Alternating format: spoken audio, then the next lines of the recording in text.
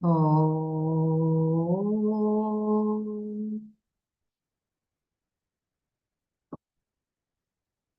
Om.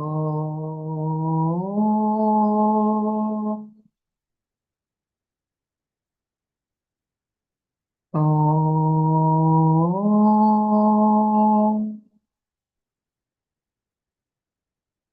गुरुर्ब्रह्मा गुरुर्विष्णुः गुरुर्देवो महेश्वरः गुरुः साक्षात् परब्रह्म तस्मै श्रीगुरवे नमः अखण्डमण्डलाकारं व्याप्तं येन चराचरं तत्पदं दर्शितं येन तस्मै श्रीगुरवे नमः श्रुतिस्मृतिपुराणानाम् आलयं करुणालयं नमामि भगवत्पादं शङ्करं लोकशङ्करम् ॐ सहना भवतु सहनौ भुनक्तु सह वीर्यं करवावहै तेजस्विनावधीतमस्तु मा विद्विषावहै ॐ शान्ति शान्ति शान्तिः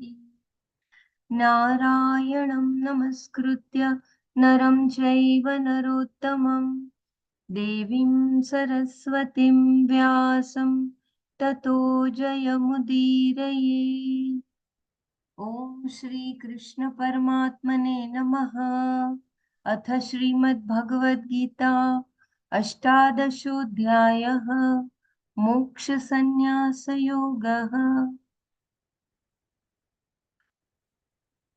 So we had Brahmaraji, they had read till the summary of chapter 9.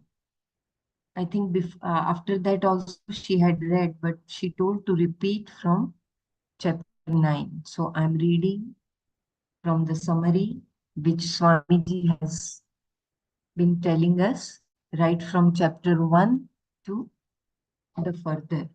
So till 8th chapter we had done the summary and the Manana as well. I'll just read a paragraph before the types of devotees. All of them, they worship Ishvara, seek Ishvara. The first two are seeking Ishvara's help for accomplishing their own ends. That is those Arti and Artharthi. The Jignasu is seeking Ishvara's help in order to understand Ishvara. He knows the problem and therefore is seeking Ishvara directly. He is not invoking the grace of Ishvara to get one more thing, but is invoking Ishvara for the knowledge of Ishvara. He also is a devotee, but still he is different from Ishvara because he has yet to understand that Ishvara is himself. The Gnani, however, is non-separate from Ishvara. Then Shankara reminds us in the 9th chapter of those who use the three Vedas, Rigveda, Yajurveda, Samaveda, while performing rituals, take the Soma as the prasada of the ritual, and having been purified of all wrongdoings, become Puta Papas. And worshipping by means of ritual, they pray for heaven. Traividyama Sopa Putapapa Yagnerištva Svargatim Prarthayante. Evam Traividharmam Traidharmam Traidharmam Anupapanah Gatagatam Kama Kama Labhante. Then what happens? Naturally, their prayers are answered, and after death, they go to the world born of Punya, where Indra lives. And in that heaven, they enjoy celestial happiness. Then afterwards, having enjoyed the heavenly abode, when the Punya that took them there and kept them there gets exhausted, they enter again into the world of mortals. Kshine punye martya lokam vishanti. This world or anything equivalent to it where there is disease, decrepitude, old age, etc. is called martya loka. These ignorant people, ajnanis, who wish for desired objects, kama kamis, only come back from where they have gone. Gata gatam labante. Even though they are following the karma enjoined by the three Vedas, what do they gain at the end? Having gone to some desired place, they again come back. What is the net result? They remain in samsara. Whereas, look at these others who completed Kshamyata. Whereas, look at these others who contemplate upon Ishvara as no longer separate from themselves. Ananyas chintayanto mam. For those who are always one with Ishvara, the Lord has said, I take care of all their yoga and kshema. Ananyas chintayanto mam. Ye janah paryupasate. Tesham nityabhiyuktanam yoga kshemam vahami aham. This being taken care of by Ishvara is relative for the karma yogis because they have prasada buddhi, and absolute for the jnanis because they are complete, purna. I repeat this takeaway line. This being taken care of by Ishvara is relative for the karma yogis because they have prasada buddhi, and absolute for the jnanis because they are complete, purna. These people are nitya yuktas, constantly inquiring into or are one with the Atma, as it has been explained in this chapter as equivalent to space, akashakalpa, pure and limitless, free from all punya and papa, akalmasha. Further, he says, those who contemplate upon me, who are seeking me with great love, I give that knowledge whereby they gain me. Dadami buddhi yogam tam yena mam upayanti. Upayanti. Dadami buddhi yogam tam yena mam upayanti. Remember, when the line is there on top, you drag it. Otherwise, you don't drag it. Oh, kshamyatam. Dadami buddhi yogam tam yena mam upayanti. Te. Upayanti te. That is the whole idea here. They do not go to heaven or any other place. They become one with Ishvara. From this, it is understood that the others, the ignorant ones who are committed to fulfilling desires, do not gain Ishvara. By knowledge, people gain Ishvara and not by karma. By karma, they only go to different worlds of experience. What about those who are doing only karma that is enjoined by the Veda and therefore enjoined by Bhagavan? The attitude with which this karma is done is of two types. One is that of devotees who are ready to do anything that is enjoined just because it is enjoined. They do this karma for no other reason than that it is enjoined by Bhagavan. Nothing is more sacred to them.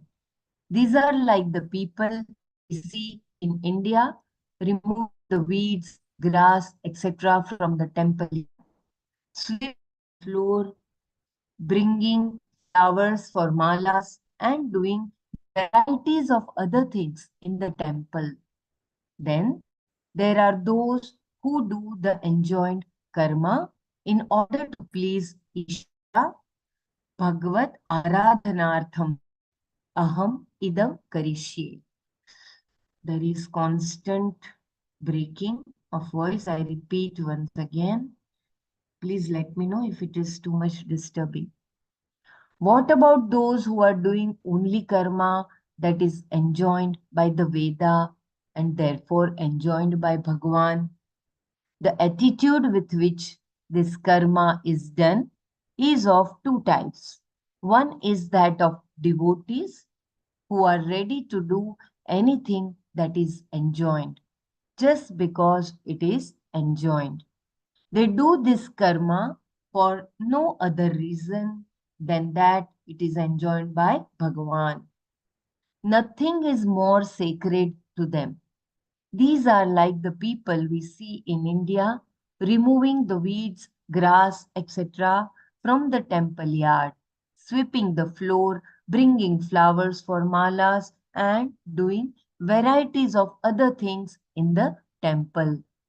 Then there are those who do the enjoined karma in order to please Ishvara.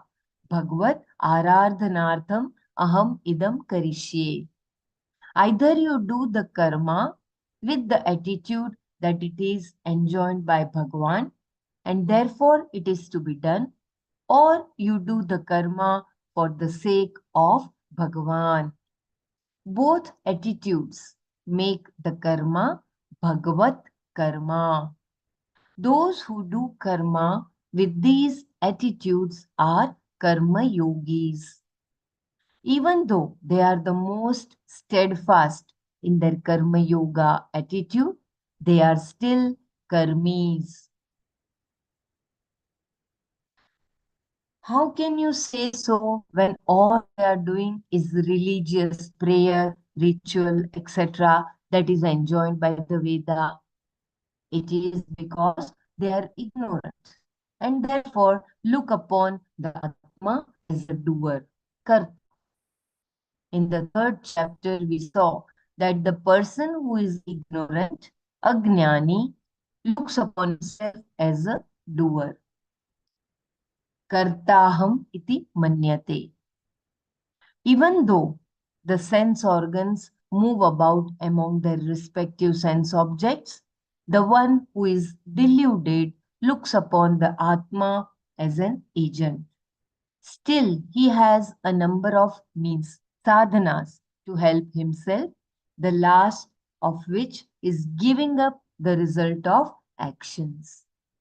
In the 12th chapter, it was said that if you cannot pursue that which is not available for words, anirdeshya, that which does not decline, akshara, etc., and cannot resolve your mind steadily in Bhagwan, you can still gain Bhagwan by abhyasa, the practice of contemplation.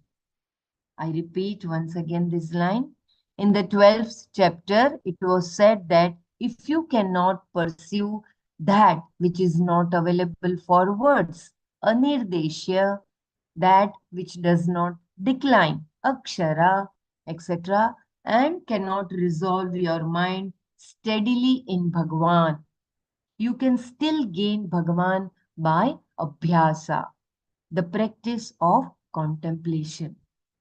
If you are not able to do even that, then you can gain success by doing karma for the sake of Bhagavan.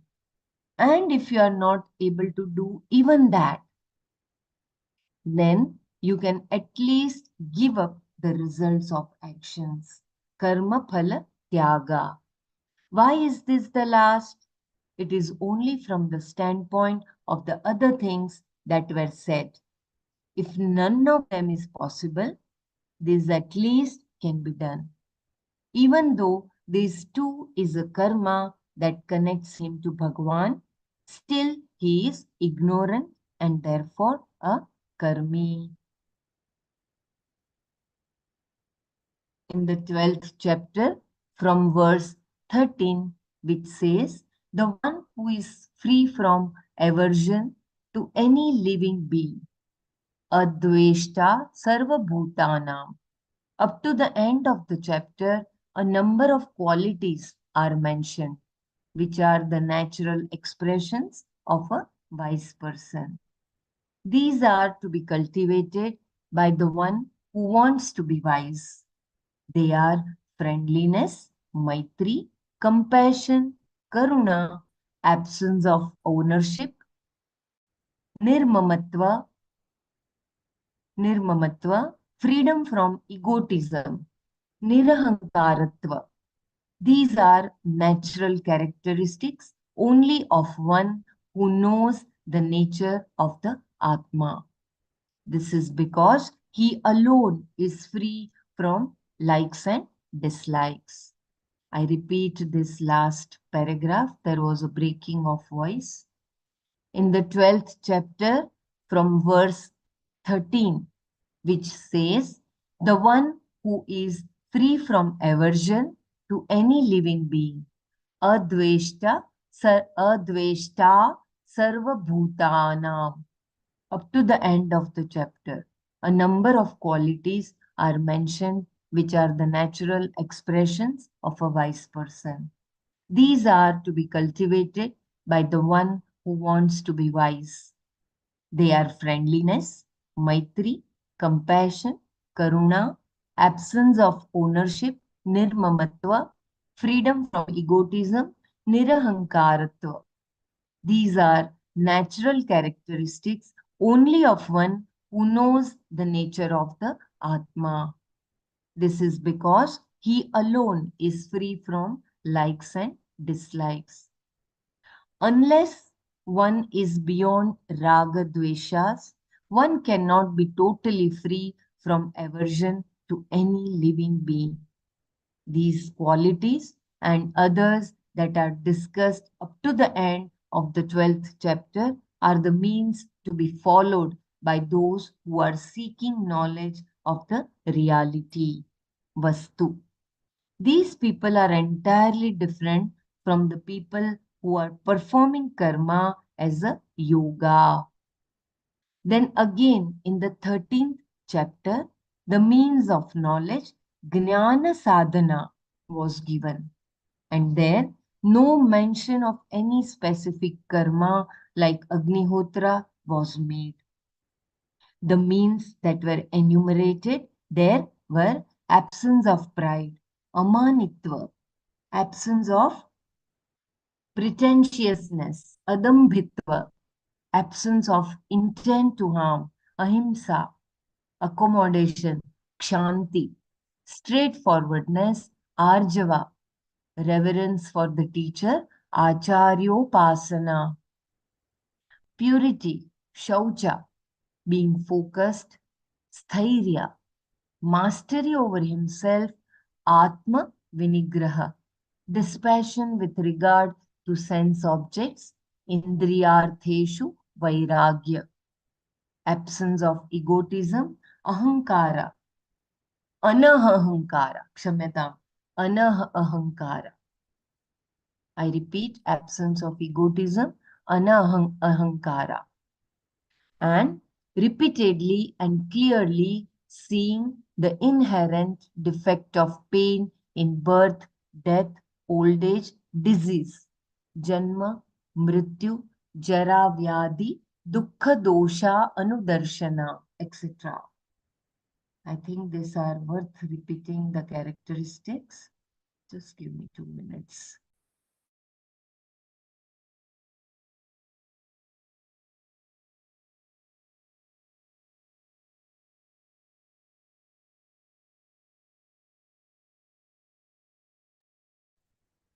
Unless one is beyond raga dveshas, one cannot be totally free from aversion to any living being. These qualities and others that are discussed up to the end of the 12th chapter are the means to be followed by those who are seeking knowledge of the reality Vastu. These people are entirely different from the people who are performing karma as a yoga. Then again in the 13th chapter, the means for knowledge, Jnana sadhana was given. And there no mention of any specific karma like Agnihotra was made.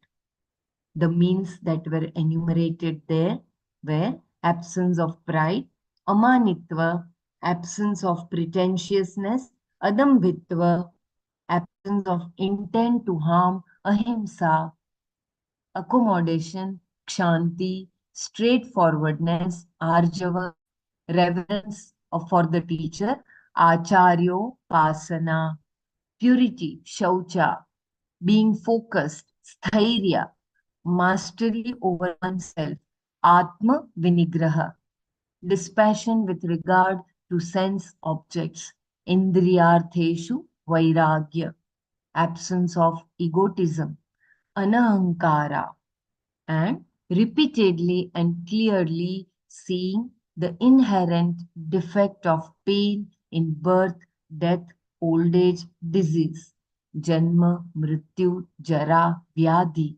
dukkha dosha anudarshana, etc. In the 14th chapter, just let me know if we should do Manana.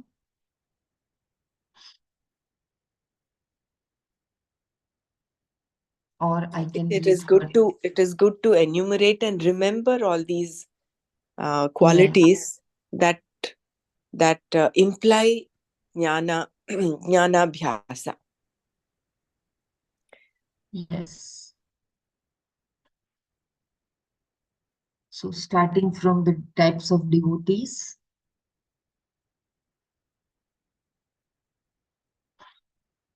to the confirmation which Bhagavan is giving that once you are Ananya Shiv, when the Ananya Bhakti is there, then I take care of your welfare.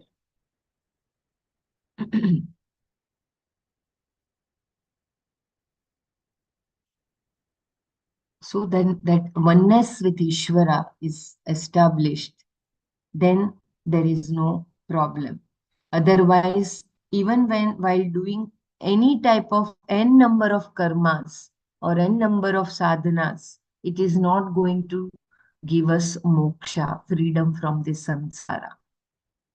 Even after experiencing the Swarga Loka, we have once the punya gets exhausted, we have to come back to the Martya Loka. I think my internet connection is very unstable. It is. And then, I can read if you want. yeah, please, because it is constantly showing. Yeah, you can kindly, Sumaji, you can read because it is very, very important revision of all the chapters.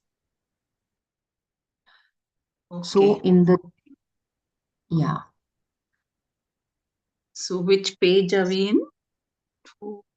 Yeah, right now we are on this 439 page, but we are doing Manana, no? So let us Oh, just one by one, okay. everyone can say the characteristics which are essential for gaining that freedom. The first one is free from raga dvesha. The one who is free from raga dvesha, he will naturally have that maitri, karuna, and nirmamatva, nirahankaratva. He will be having the friendliness, karuna, absence of ownership, freedom from egotism. And then once that freedom is achieved from raga dvesha, then in the 13th chapter, the means of knowledge, jnana sadhana, where the means were amanitva, absence of pride, absence of pretentiousness. Let us remember the Sanskrit word amanitva, adambhitva, ahimsa, kshanti, arjava, acharyopasana, shaucha, Sthairya, Atma Vinigraha, Indriyartheshu Vairagya, Anahankara, and Janma Mrityu Jara Vyadhi Dukkha Dosha Anudarshana. Let us revise these all characteristics one by one. Beginning from Raga Dvesha, freedom. Kindly share your understanding. How can we get that freedom from Raga Dvesha?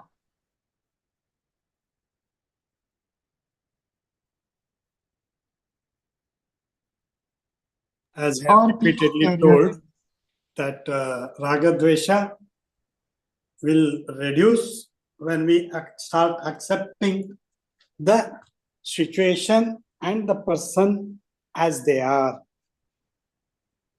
We are not imposing our Raga and Dvesha on the situations which has occurred now. So when we accept things, we are free from the Raga. We are not forcing our Raga there. We are just accepting it. Then whatever you want to do it. But the acceptance is the first thing which relieves a lot. And that will create a situation, sattvic situation, where you can act correctly according to your swadharma and do the karma and forget the results. So as it is, whatever the result, again accept it. I think this is the way we can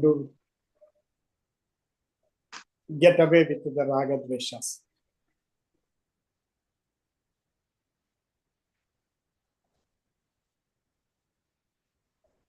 Thank you. Also seeing oneness in all will prevent to create raga and dvesha.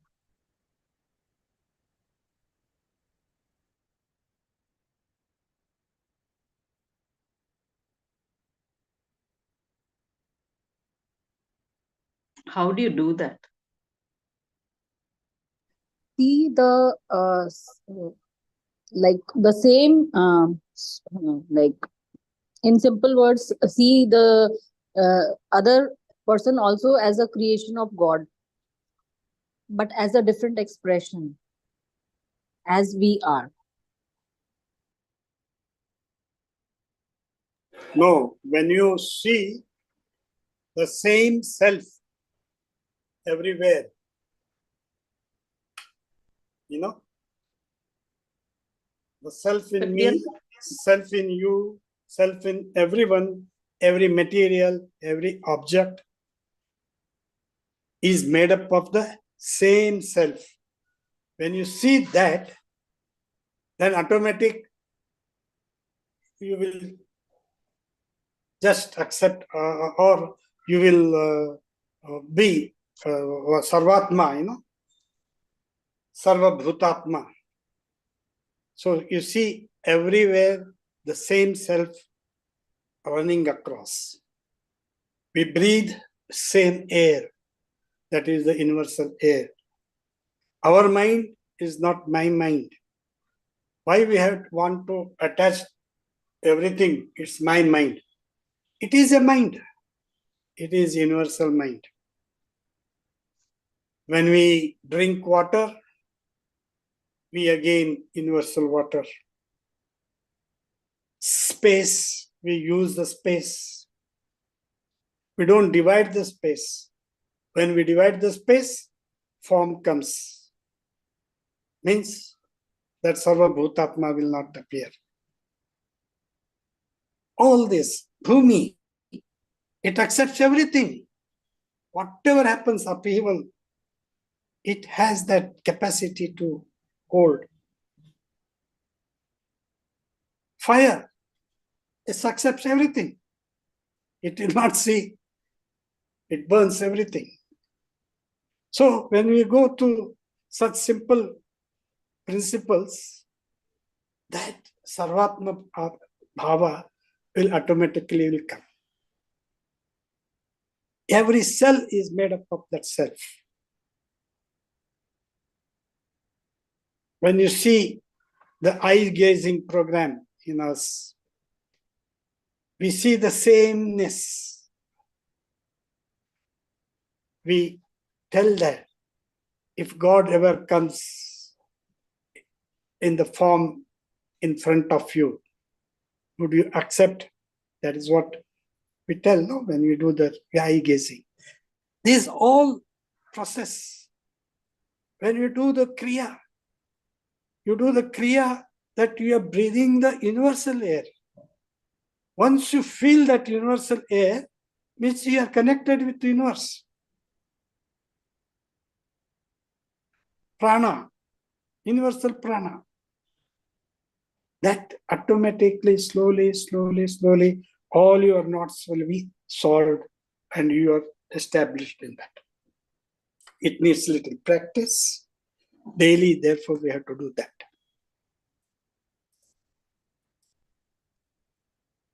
The same energy is converted into so many emotions. As Guruji says, no, all the chakras, the Mooladhara is the laziness, and also the enthusiasm. And the other Swadhisthana, we have the lust and creation. And all such things will come, when you come to the Nabi, this one, we have greed, the contentment, and then happiness, joy, and this four. So as we take our prana higher up, we get all the positive emotions. When the prana goes down, all the negative emotions would start coming. So when we do kriya and all that, we are increasing our prana and we are in the same emotions. Heart chakra, we have love, hatred, and fear. When we increase the prana, we are in the love. When love comes, hatred and fear goes. When hatred comes, fear and love goes. And when fear is there, both love and hatred is not there. So we increase the prana, we can come to the positive emotions. And when we reach the throat, it is gratitude and also sadness. When you have gratitude, we will not have sadness. And if we are holding to sadness, we are not gratefulness. And when we come to the Ajna Chakra, there is Jnana and Krodha. So when your prana is high, you are opening up to the knowledge, Ajna Chakra, or you are in anger.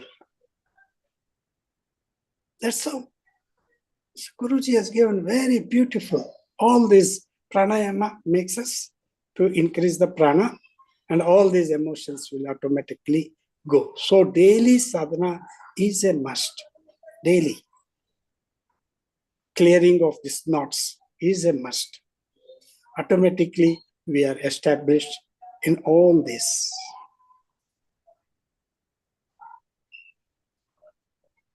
Jai Gurudev.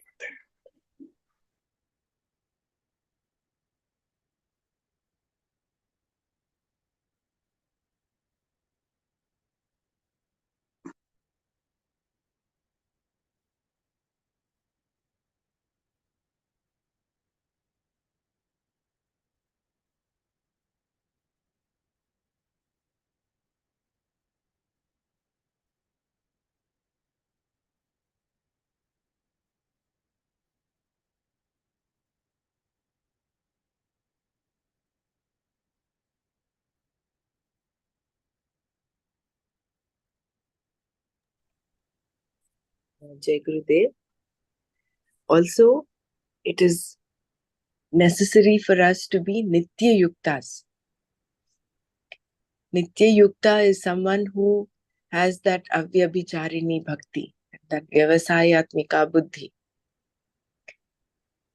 That this is what I want. I want just moksha and I just want Ishvara. I want to know who I am.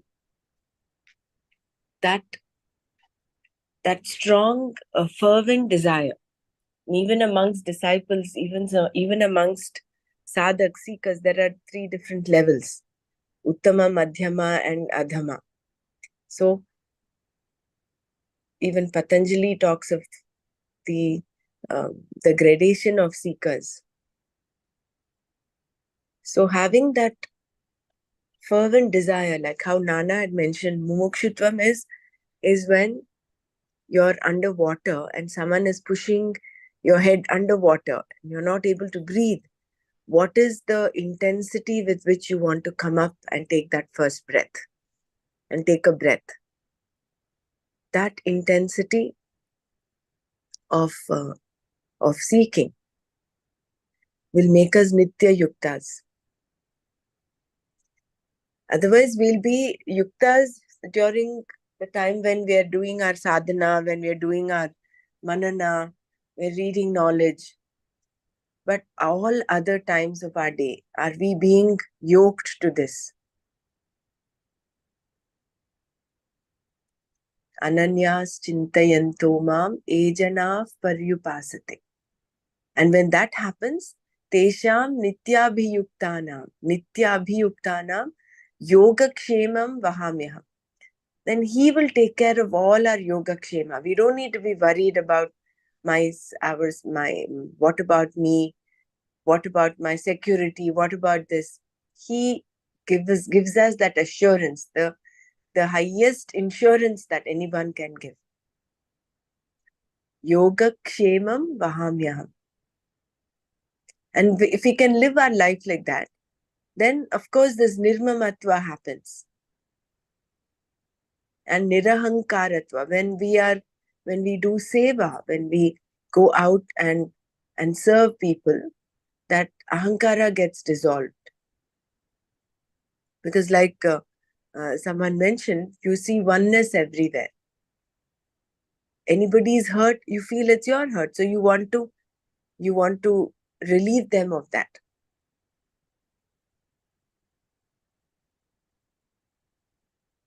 And you feel what others feel.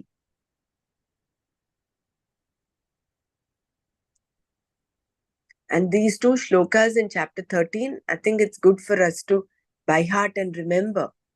Amanitvam adambitvam ahimsa kshanti rajyavam acharyopasanam shaucham stairyam atma vinigraha.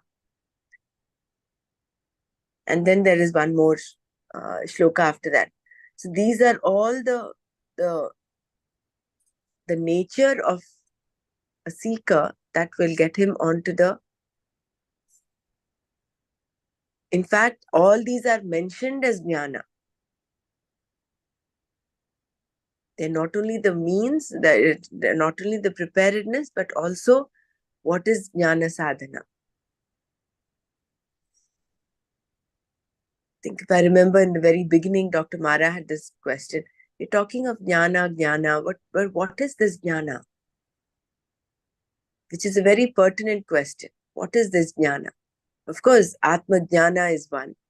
But in order to get there, these are all the tools. These are all the, I wouldn't even call them tools. These are the characteristics that we'll have to cultivate. These are the virtues we'll have to cultivate. And that is what is sadhana, no? Sadhana is a tool and also the effect. Means success. What with that tool, what you get it is sadhana. It is a tool and also the effect, sadhana. Therefore, it is called sadhana. So when you do all this daily and live with this knowledge, you are getting there automatically.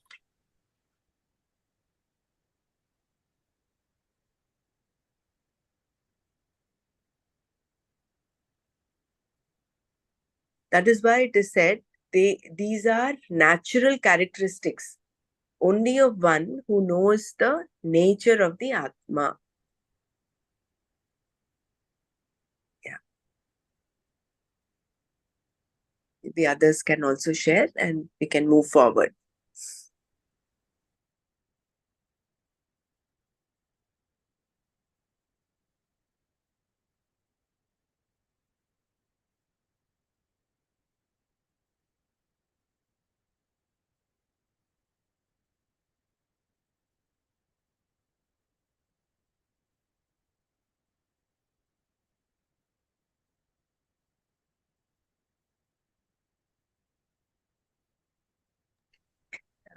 And thank you, Suresh ji, for bringing in the perspective of our own daily sadhana in developing these qualities. That was a very good perspective. Yeah, In very that nice. bhavana, we have to do the sadhana. Not mechanically, We think, oh, we just do the 3 breaths, that says Prana and all that. No, we are doing with that bhavana, that emotion. Then it doesn't become a mechanical thing. There you will know where you stand. I think even doing sadhana, because I will get this, then becomes Yes. yeah. We should do sadhana with just for the love of doing it. No, when you start doing it, Like, you just love it. It will happen. see, because there are people who join yoga classes in order to gain something, to gain health, Yeah. to get rid of something. So, what is the intention with which we're doing our sadhana? That there are those two things that were given. Number one are those who do it because it is to be done. It is like those who clean the weeds, who clean the temple surroundings. They're doing it because it is to be done. And the other attitude is to do for Ishwararpana, Ishwara Prityartham. So you're doing it for the love of Ishwara. So having one of these two attitudes, one is doing sadhana because yes, Gurudev has said you have to do it every day. So out of that respect and love that it has to be done, I'm doing it. But each time we do, like you rightly said, it should not be done mechanically. It should be done with that honor and respect, which is what Patanjali also says. Every day, the not remembering that thing, but you will have to do it on a daily basis for a nirantara abhyasa. And how do you do it? You do it with honor and respect, out of gratitude. Are we grateful for the very breath that we are breathing? So when we bring in that gratitude aspect and we're able to honor the practice, then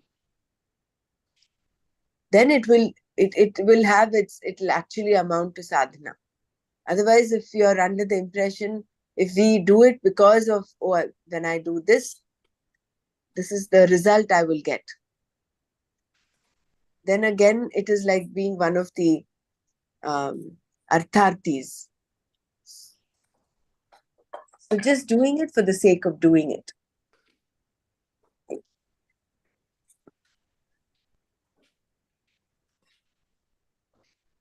Although the benefits are rolled out only to inspire people to get on there. Like what Rajima would say, ena kena prakarena, you should get people onto this path.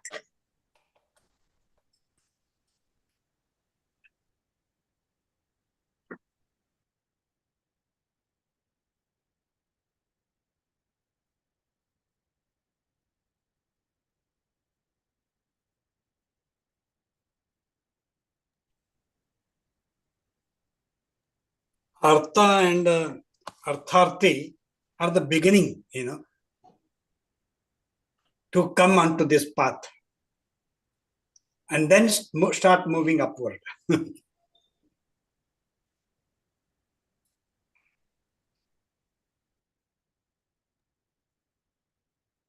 and also seeing clearly the distinction, the inherent defect of pain in what is that? I think Birth, death, birth, death. disease, Yeah. old See, age. if you look at it, there are so many people who spend all their life being very health conscious, doing this, doing that. It's important for us to take care of our body, no doubt. But completely getting obsessed with the physical health is time spent unwisely. You take care of how much you have to take care, you take care. But what is your goal? What is your intention? Is it only anyway the body doesn't live forever? So doing that, seeing that inherent defect in Janma, Mrityu, Jara, Vyadi, Dukkha, Doshanudarshana. Clearly seeing the inherent defect of pain in birth, death, old age and disease. This will bring us to the state of dispassion when we're able to see life from this perspective. See, when you Advaita is the oneness. That is what Sarva Bhutatma and all other things. But when you doubt this Advaita, that in the Ashtavakra Guruji says, it is Sandeha, doubt, And the meaning of Sandeha is, one more is, you are attached to the body. Sandeha. Means all this, Jara, Murtyu, this, everything, you are attached. So once you remove that Sandeha, doubt, that knowledge, once the knowledge of Advaita seeps in, you are asangoham. That Sandeha will go.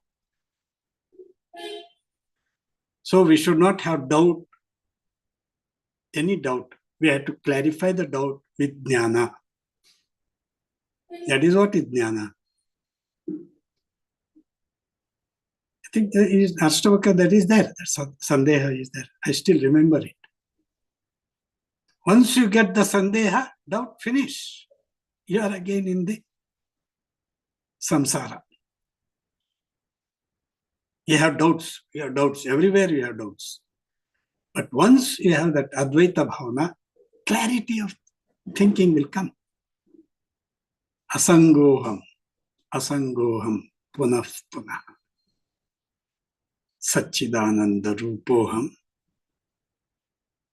ahameva avyayam. This has to be established in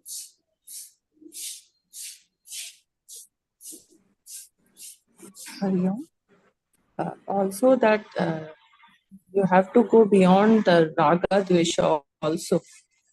Until that is taken care of, one will not will be feeling some aversion for some people or situations. So taking care of that raga dvesha is very important to have that samatva bhavna, because that is the main in our daily life. That is the main. You can say that the Impressions. yeah, that which hinders our progress in this world, because most of the time we are engaged in this raga and dvesha only. We don't have it prevents us from developing that samatva bhavna, no? Yeah. No, that's in the 18th chapter, I think, verse 65. Kama Krodha Moha. It ultimately comes to the Kama Krodha. In 12th chapter also, we just read that Adveshta Sarv Bhutanam. That is again the characteristic. Ultimate in 18.65 or 18.61, he says everything, whatever it is, ultimately it comes to raga dvesha. So if you remove that kama krodha, ultimately it is kama only again.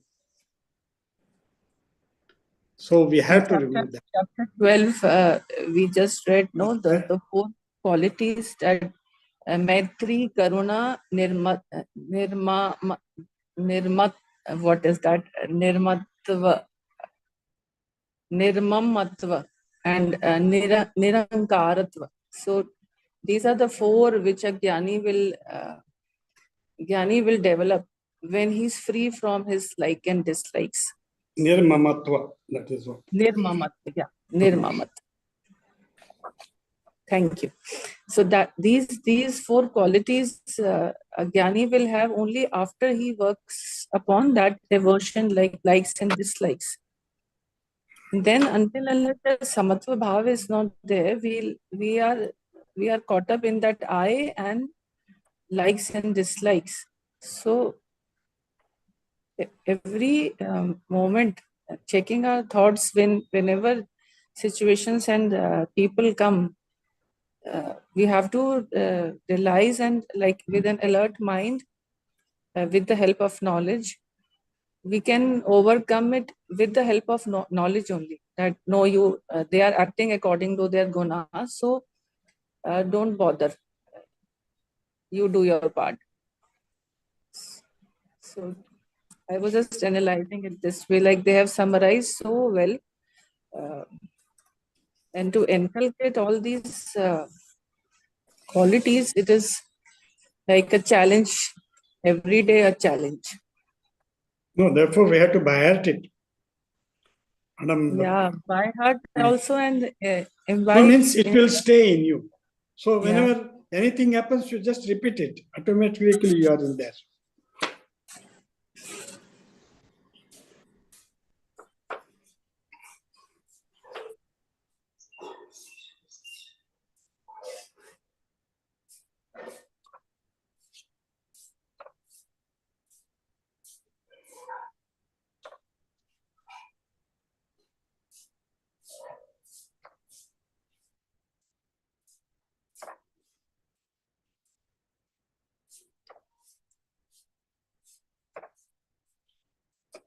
Can everyone we once again revise these qualities, please? Arjava, Amanitva. Can everyone, each one can say their understanding about these qualities? I request everyone to participate, please, and then we can go further.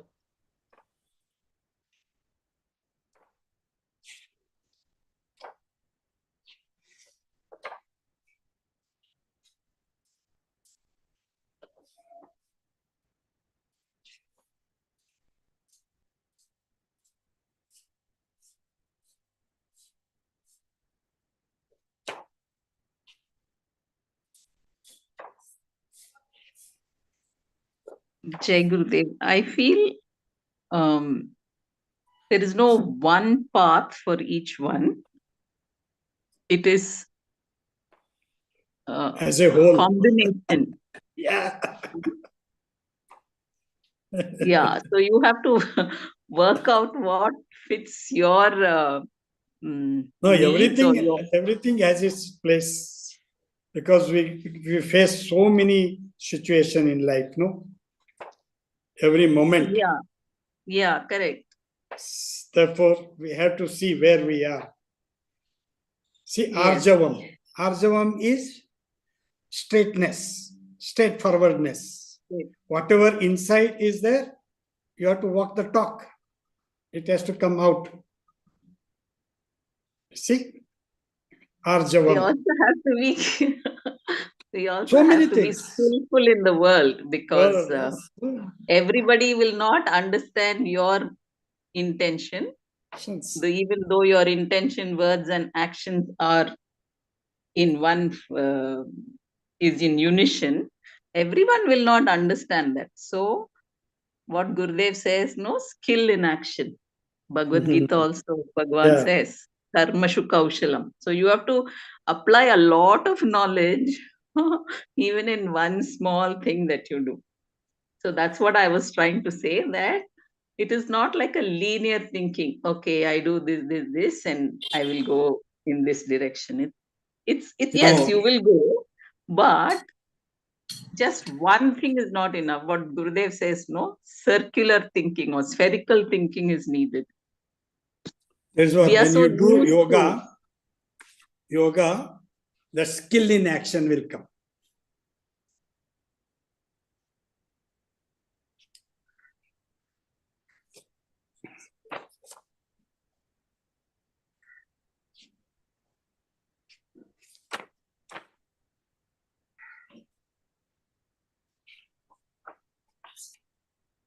So that's what I wanted to say, that it's a combination of all the knowledge, and where you will apply what depends on how aware you are of in that situation. So we need all this knowledge, and how we perform at that time when it is needed or not perform. It all depends on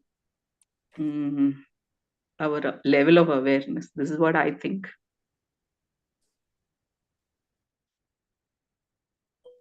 You are very right. You come out with the help of knowledge only. Whatever dukkhas and whatever trouble you are having, it's always the knowledge which takes you out of that situation. True.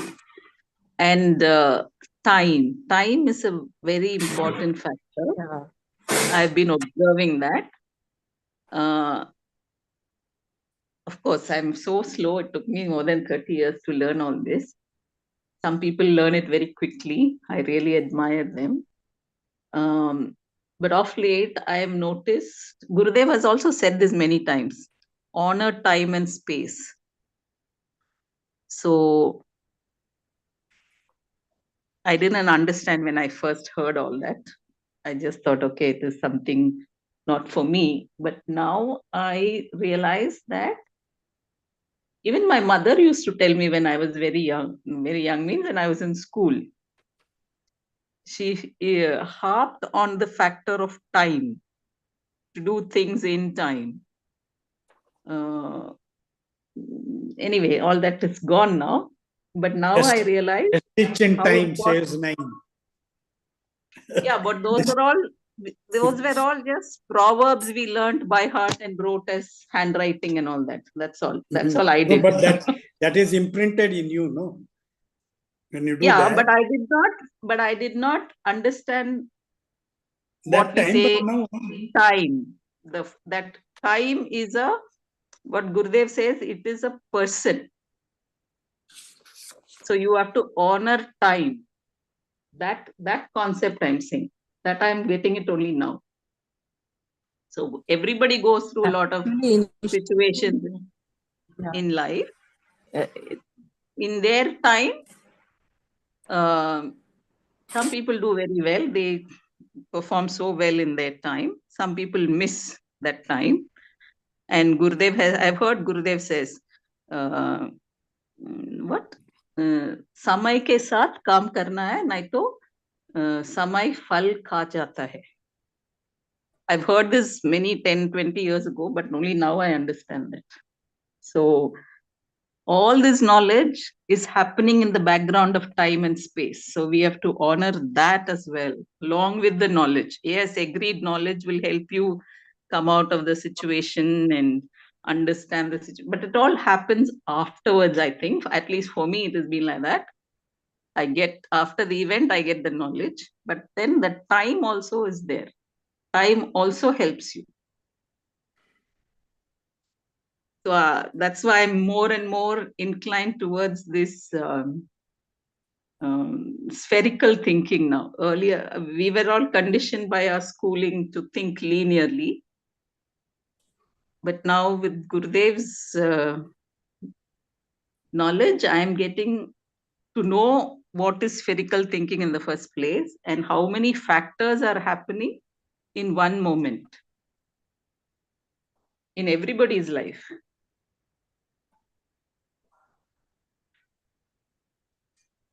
I'm only at this stage now. I don't know how else to explain. Jai Gurudev.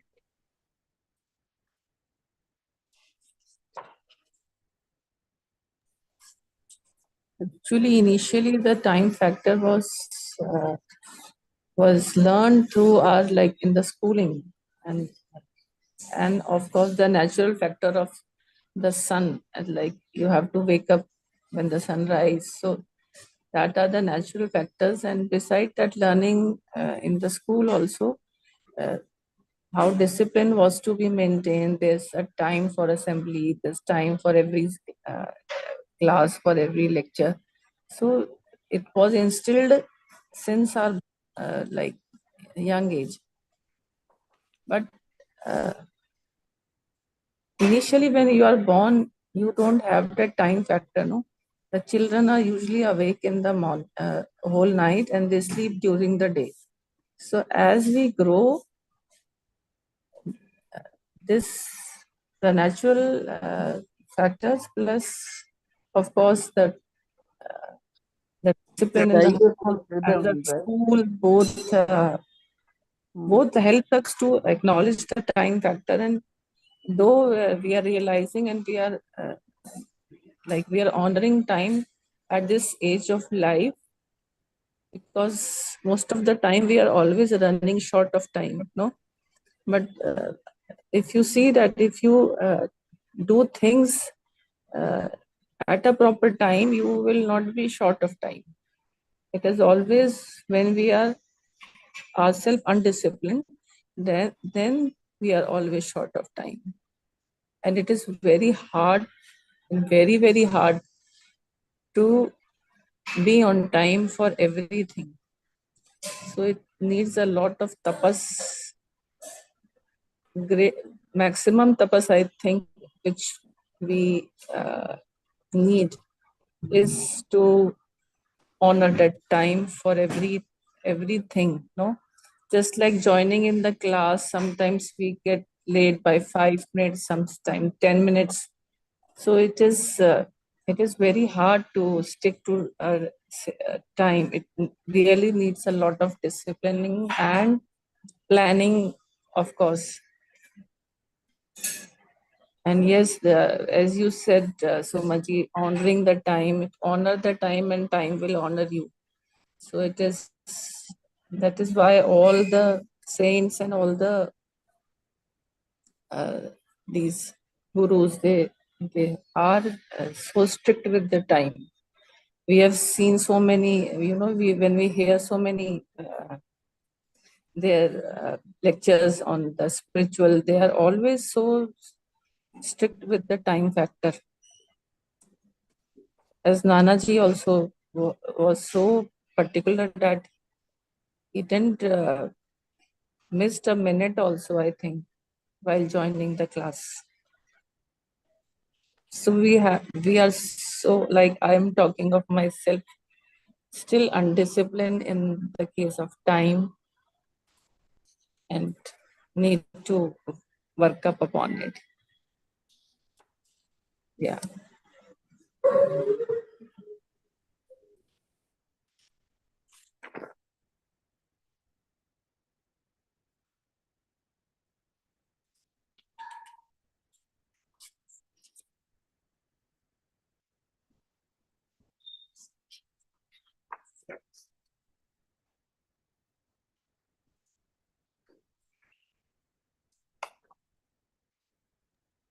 Even this knowledge of Bhagavad Gita, see the time Bhagwan gave the knowledge to Arjuna. If he had given this earlier, Arjuna would not have taken it before the war had started. So the knowledge and time came together for that action to happen, for Arjuna to pick up his weapons and fight.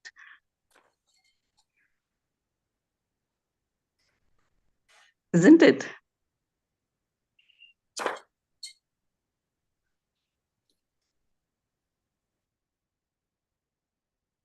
So all this knowledge we have, or we are gaining by studying like all these sessions.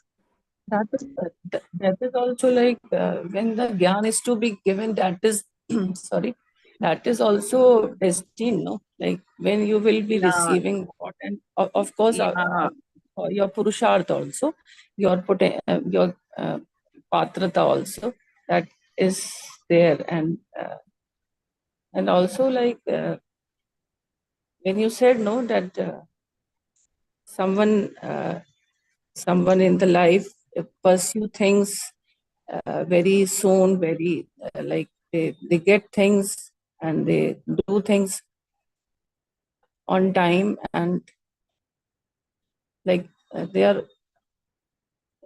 life is smooth. But in some people they lack they'll achieve something very late. So I think there your prarabdha karma also plays, no? Though you are trying hard, but still you will not receive because of your previous papa. So that thing is also there. Though hard work is there, but still you do not receive because you have had some previous pap karma in your previous lives, which are fructifying now and having like obstacles and impediments in this life, postponing your like whatever you want to achieve, your goals. So this is also one of the factor. But yes, you should always try, I think, to stick to time and do purusharth, so that someday or the other you will succeed. The grace will be there.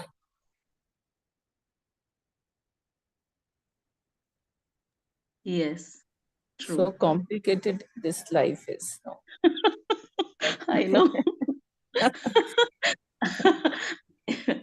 Seems complicated, but it's actually very simple. Number one. And It is second, complicated because of the way we have been conditioned. If we had got this knowledge in our 5-6 year onwards, I'm Again, sure you know, life that would. factor, you will not receive that knowledge until you have that patrata. That is why I always feel it is so complicated. It is not in your hands, no? It is like, it is destined that it was these 2 years you will receive. So we are all receiving. Yeah, When we are correct. ready for it. Yeah, when we are not ready for And it. what Gurudev says, no, either you can say life is a struggle and okay, that's what it is. Or you can say life is a joke and go with that. Or Life you is a take joke, I feel. in time to realize that we are beyond time.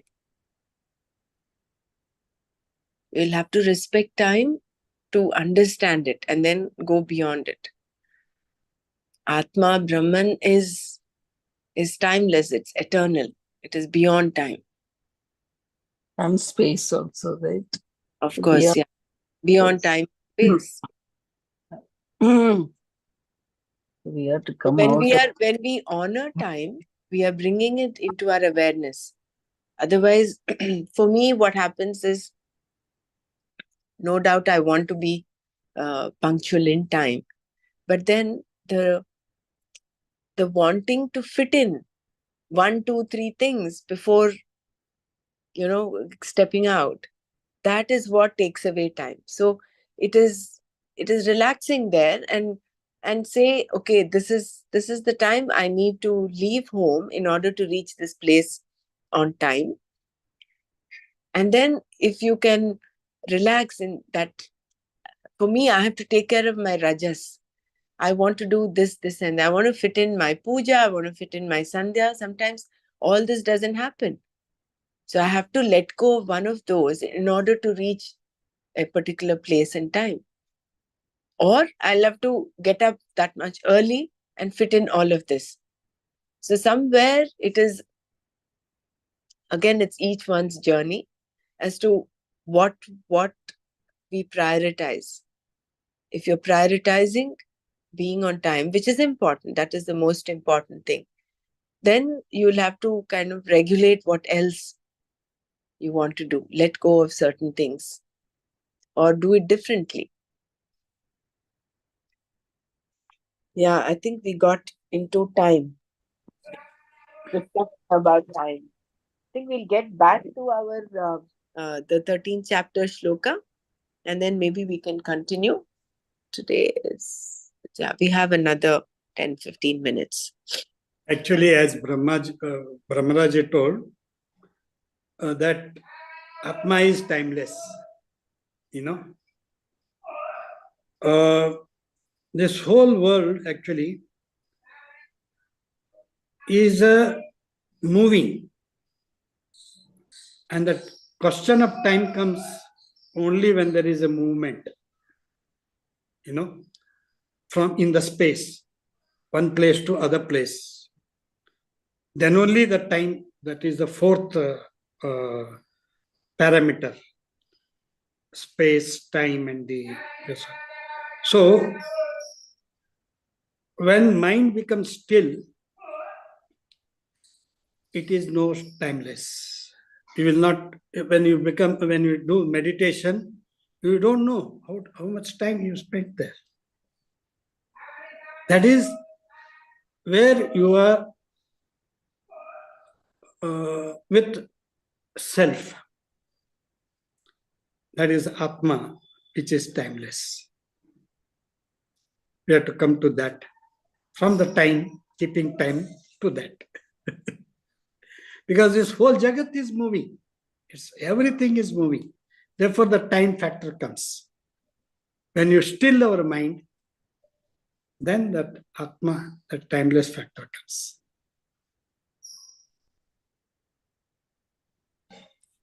That is when you go a little higher, it will come.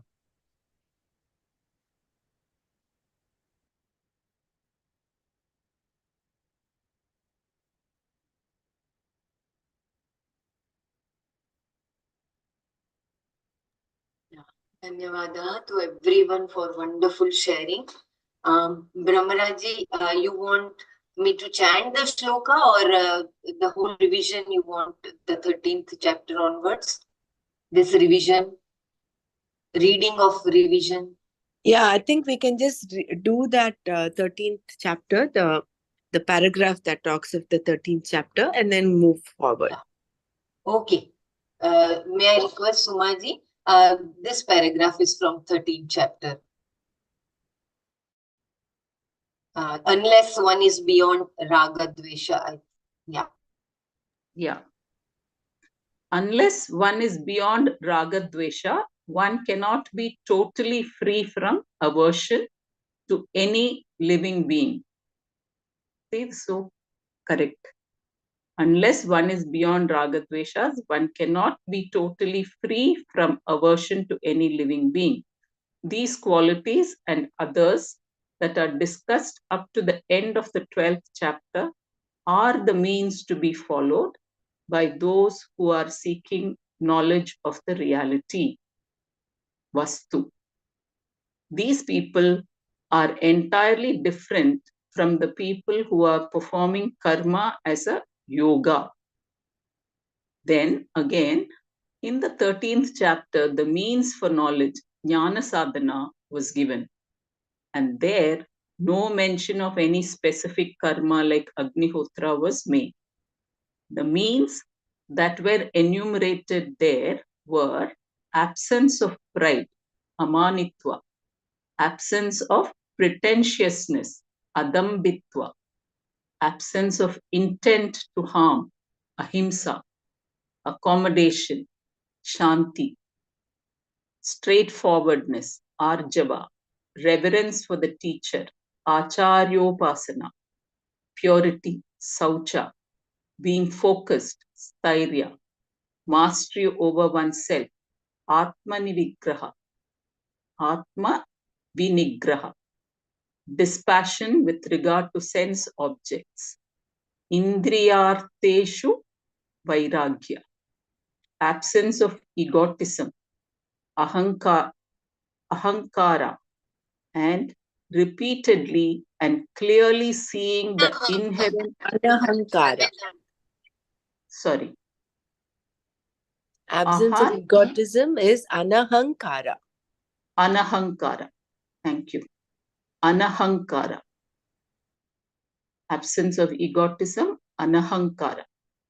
and repeatedly and clearly seeing the inherent defect of pain in birth, death, old age, disease, jnana mrityu, jara vyadi, dukkha dosha, anudarshana, etc. Janma So, mrityu.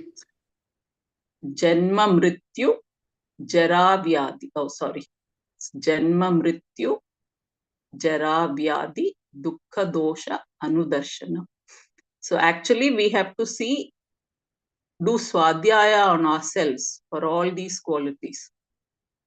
Pride, amanitva, adambitva, pretentiousness, ahimsa, shanti, arjava, achara upasana, saucha, stairya, atmani vigraha, indriyarteshu vairagyaha, anahankara, and all this pain seeing. So we have to do our own self-study. Where all these qualities we have to some degree.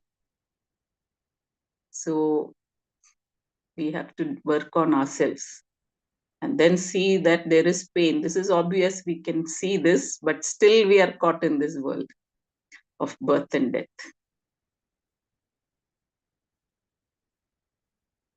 In the 14th chapter, it was said, he does not hate anything undesirable that comes. Much less does he long for anything desirable that has gone away. He remains seated like someone who is indifferent, undisturbed by the gunas. Na dveshti sampravrittani na nivrittani kankshati udasinavad asino gunair yona vikalyate. Vichalyate. Na dveti sampravrittani na nivrittani kankshati udasinavat asino gunairyona vichalyate. He remains seated, indifferent and undisturbed by the gunas or by what comes or what goes. Note that he is like an indifferent person. He is not indifferent, but different. He is free from the dependence upon conducive and non-conducive situations to be happy. He is not disturbed at all by various internal and external situations. Then, further in the 15th chapter, you want to do Manana on this? 14th and so 13th chapter, I think, is Swadhyaya. For me, that's what I am looking at.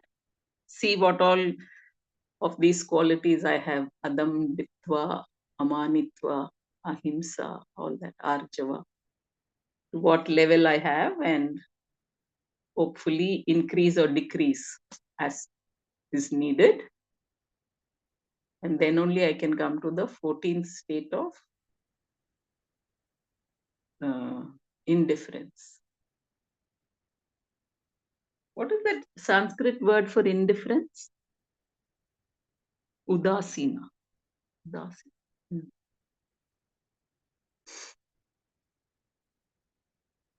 Want to say, anybody wants to add anything to 14th chapter?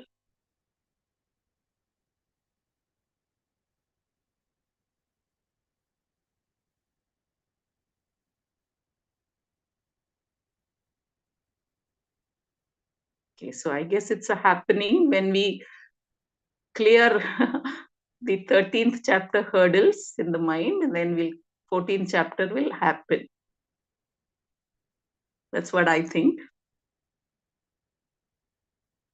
Then further in the 15th chapter. He is not indifferent, but different is so poignant statement here.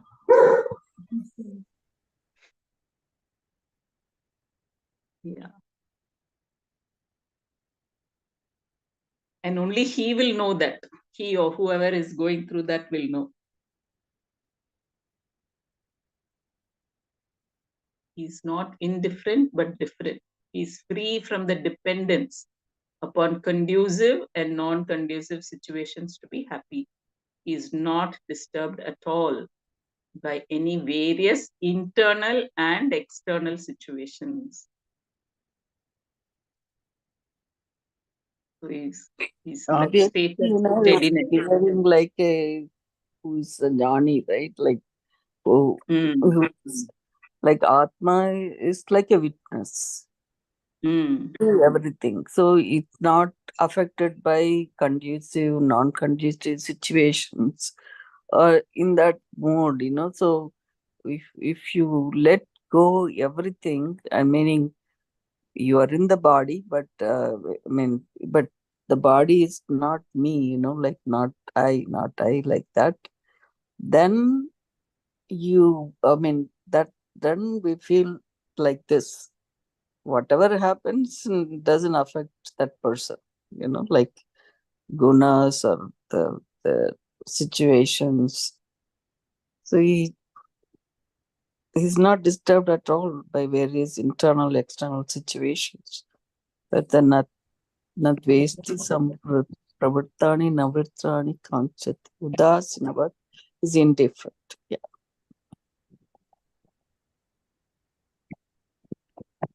Then further in the 15th means of knowledge, then the next level is that not indifferent person.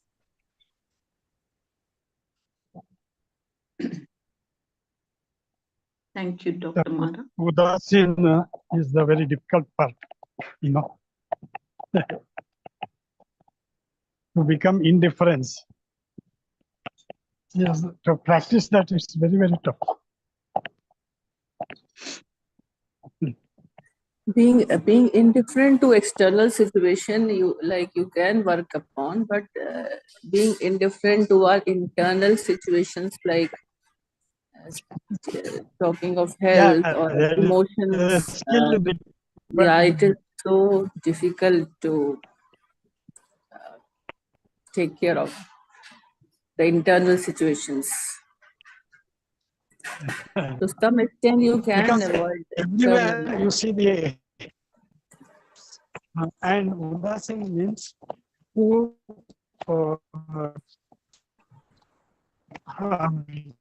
the voice is not clear, Suresh. She can't hear properly. I think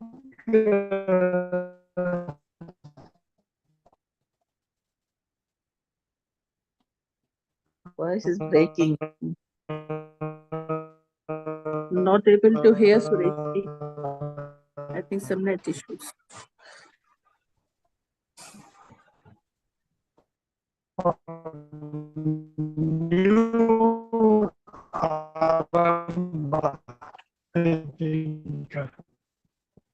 That was not mentioned here.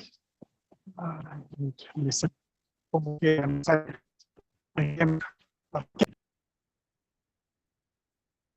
I couldn't hear what Suresh ji said. It was coming and going. Yeah, it wasn't clear. I I'm think outside. Please continue. Please continue. I'm outside. Okay. Then further in the 15th chapter, it was said, those who do not have the delusion of being an agent, who have conquered the various concerns with reference to attachment, affection, etc., who are totally committed to seeing the nature of the self, who are completely free from desires for heaven, etc., who are completely above the pairs of opposites like dukkha, sukha, dukkha, such people who are never deluded go to that end from which there is no return. Nirmana moha jita sanga dosha adhyatmanitya vinir vritama Dvandva, Dandwar. Can I help you? Yes, Nirvana please. moha jitasanga dosha adhyatma nitya vinivritta kamaha dvandvair vimukta sukha dukkha sanyaihi gachanti amudha padamavyayam tat.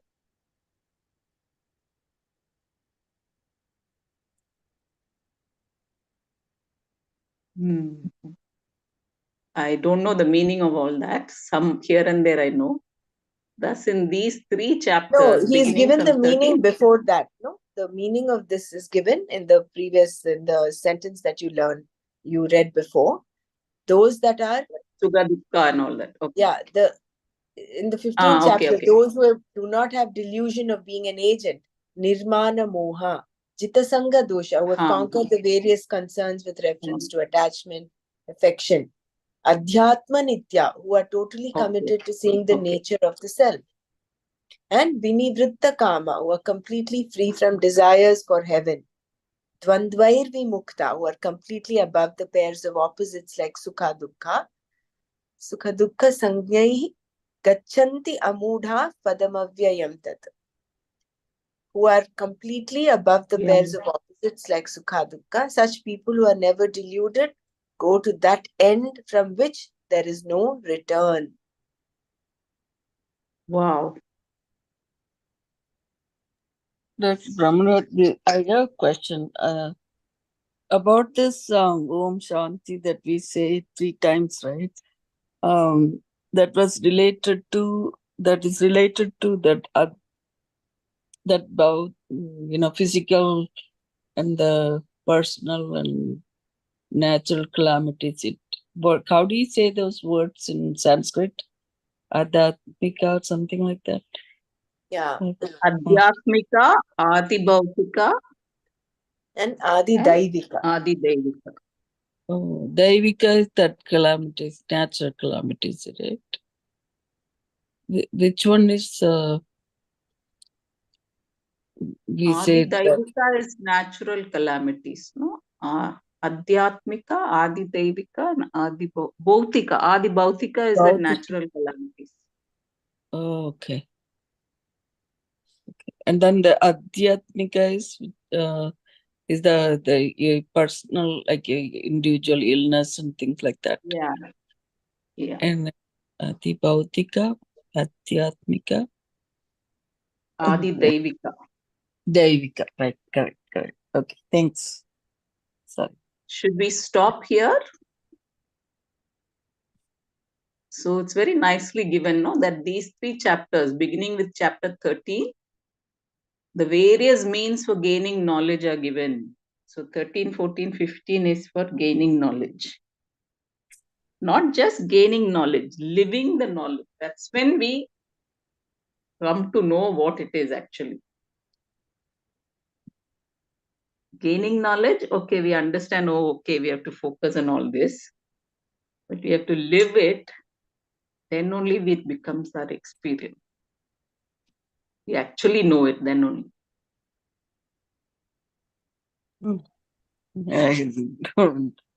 We are not anywhere near, maybe a little bit, but no, I don't think any of us are, but at least here and there, somewhere we know.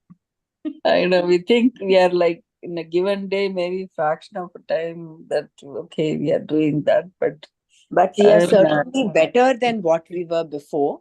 And we should just move on with this Shraddha that, yes, we will be taken care of. I think we will stop here. Thank you. We will respect time and we'll conclude here and then continue tomorrow. We can continue from the 15th chapter downwards tomorrow. Om Loka Samasta Sukhino Bhavantu. Om Shanti Shanti Shanti. Om Tat Sat Shri Krishna Arpanamastu. Jai Gurudev. Can someone play Maya Panchakam? Yeah, I have shared, but I don't know. It is it has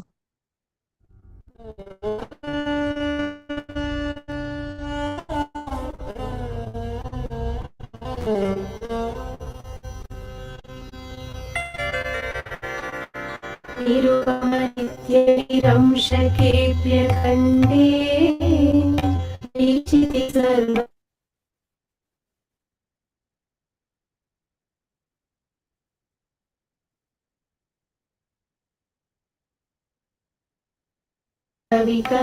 विकल्पनादिशून्ये घटयति Jagdish जीवभेदम् त्वघटितघटना पटीयसी माया त्वघटितघटना पटीयसी माया श्रुतिशतनिगमान्तशोधकानपि अहधनादिनिदर्शनेन सद्यः कलुषयति चतुष्पदाद्यभिन्ना न घटितघटना पटीयसी माया सुखचिदखण्डविबोधमद्वितीयम् वियदनलादिविनिर्मित्ते नियोज्य भ्रमयति भवसागरे नितान्तम् त्वघटितघटना पटीयसी माया